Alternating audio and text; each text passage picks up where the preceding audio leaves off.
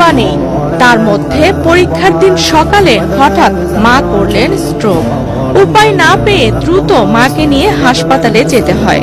সেখান থেকে পরীক্ষা কেন্দ্রে আসতে দেরি হয়ে যায় মেয়েটির, আর তাই পরীক্ষার কেন্দ্রে ঢুকতে দেয়া হয়নি তাকে।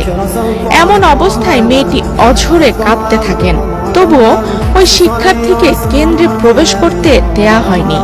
26শে জুন বৃহস্পতিবার এইচএসসি পরীক্ষার প্রথম দিনে রাজধানীর মিরপুরে অবস্থিত সরকারি বাংলা কলেজ কেন্দ্রের ঘটনা এটি। হঠাৎ করেই মা স্ট্রোক করায় দেরিতে পরীক্ষা দিতে আসা মেয়েটির নাম আনিসা আহমেদ।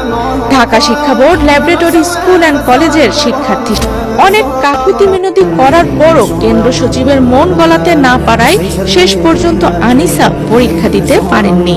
কোনো অসুবিধা নাই, তোমার মাথা ঠান্ডা রাখো।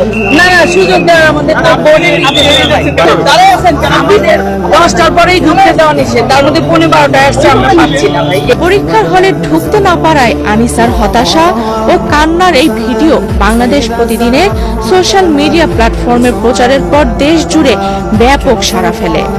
অসুস্থ মাকে হাসপাতালে দিয়ে আসার কারণে দেরি হওয়ার বিষয়টি জানার পরও তাকে পরীক্ষার হলে ঢুকতে না দেওয়ায় অনেকেই ক্ষোভ প্রকাশ করেন।